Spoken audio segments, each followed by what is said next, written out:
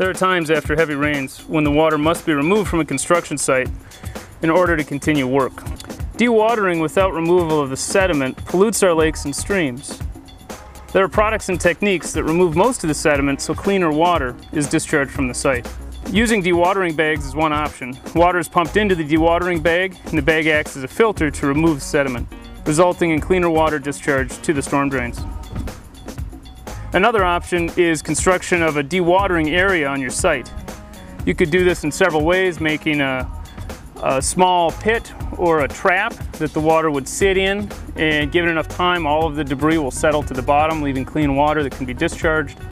If you have a grassy area on the site, that would be another option, to run the water across the grass, and the grass will help to filter out a lot of those pollutants as well.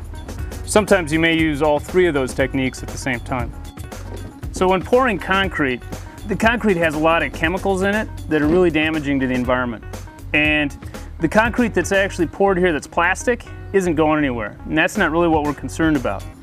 But when you wash off the tools or wash off the concrete truck, the chute, those pollutants, those chemicals are really mobile, and they can soak into the ground, get into our groundwater, or they can run off into our lakes and rivers. So we want to make sure that we handle that stuff properly. A lot of concrete suppliers will actually haul the liquid waste back when they leave the site.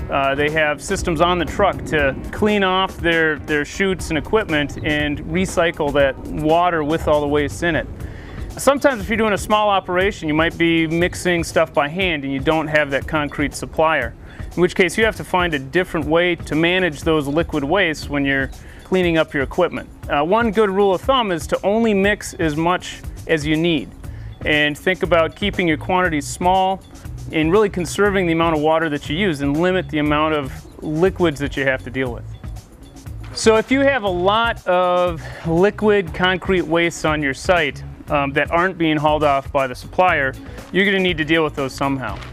One option is to have a piece of plastic and dig a hole in the ground and just keep all of that waste contained into the plastic.